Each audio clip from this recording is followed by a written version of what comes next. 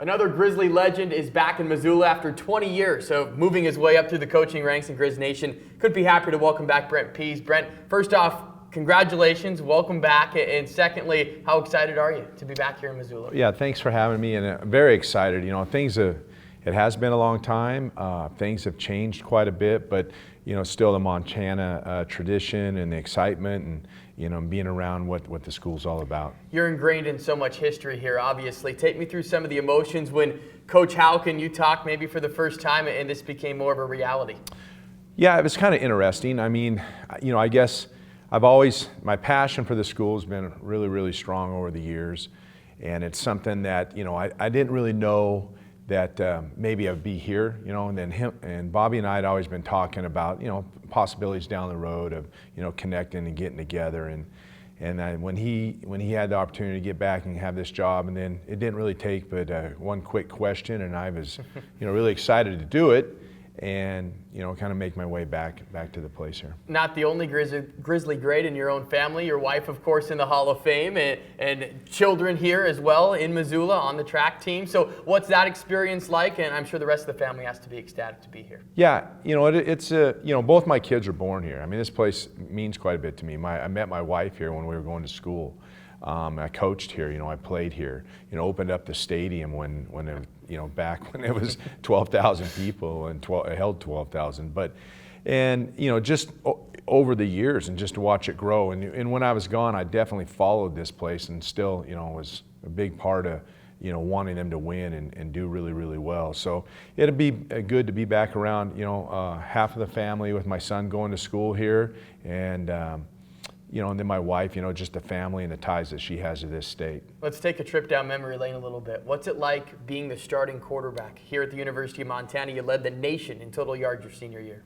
Yeah, you know, I was probably one of the guys. It's probably a little different. When you think about the place, obviously you think about Dave Dickinson, Brian Ayotte, those type of guys that played here. You know, I was probably on one end of it when we ran the wishbone and didn't play here, and then they moved over, and you know, fortunate enough to be in a situation where they threw the ball, and Coach Reid started, you know, he came in, and Tommy Lee, and we spread it around, and you know, and got on a winning cycle at that time. So yeah, we were probably on the groundbreaking, but probably a lot of the people we played with probably aren't thought about as much as, you know, what the people did in the early 90s to the late 90s. You've had some pretty impressive stops the last couple of years, Brent, and being able to move your way up, but what makes Montana special? What makes Montana different maybe from the rest?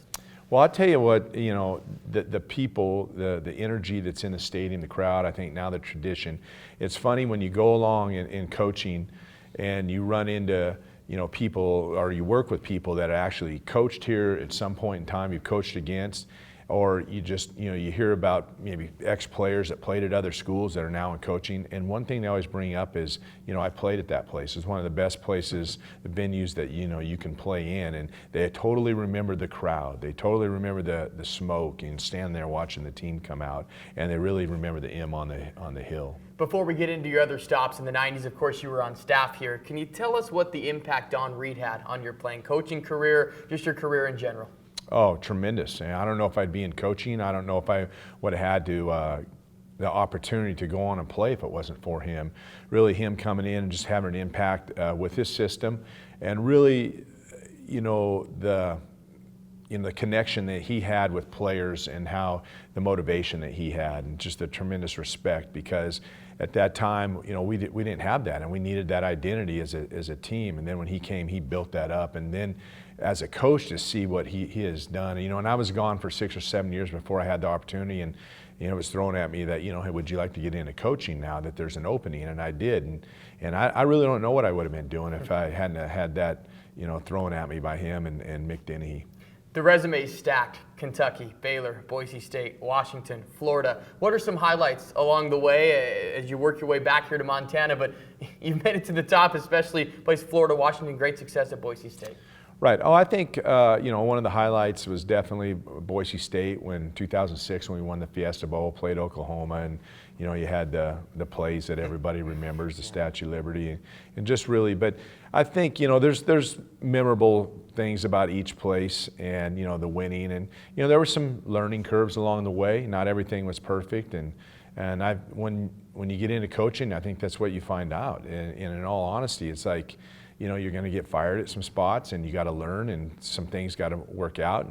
But the thing I found out most, wherever it is, that winning is hard. I mean, everybody, you know, is competitive, and that's what it's all about. You know, that's how you want to be successful, and that, you know, it takes a lot of hard work. And so the people that create that correct culture and get good kids to do that, and have good teaching along the way, good mentors for kids, and understand that they're still kids, you know, and that how they're learning everything is what I've kind of learned along the way. How would you best describe your role now? You're assistant head coach, wide receivers. You'll be working closely with Coach Rosenbaugh, of course, but just tell us a little bit what you feel your role is going to be with this staff. Well, I think, you know, I bring a lot of experience, and, you know, I'll definitely throw a lot of, you know, ideas out at times. But you know, after coming back and being in places and being the coordinator and stuff, I mean, I'm just happy to be here and be working with some really good guys. I think that one thing that's fun about you know, being a coach is you got to be on a good staff. You got to enjoy the people you're going to go to work with every day, and then, you know, developing, you know, winning with the kids and developing that culture. So I think my experience will benefit in a lot of ways. My experiences will benefit in a lot of ways, and, you know, I think that, you know, just working with those guys and teaching the receivers. I mean, playing quarterback, and I've coached quarterbacks along the way, but also being with receivers is one thing I probably enjoyed more as I've gone along in the years. Talented group of wide receivers coming back. The early look, Coach, just the personnel that you have. No seniors on last year's team, so everybody's back this season. But just the early look on what you have on the wide receiving corps. Very, very interesting. And as I have gotten to know the kids and, you know, watched them in workouts, they are very talented. I mean, the thing that I really like about them is they really got good range, good size. And I think as I go back in my experience with the kids at Boise State and Washington, the kids that, you know, have length and can run, you know, seem to be problem matchups, problem situations for defenses. And I think, you know, when you get some of the kids that we have here, and the experience that they have, because there are a lot of young kids, with Keenan being the only senior, that, you know, you know, they've got experience, but they're still young. And I think I've found out great attitudes, great, you know, very eager to learn, and, you know, put everything into it. Wealth of knowledge here now on staff in former Grizzly great Brent Pease. We'll have more assistant coach interviews coming up on GoGriz.com.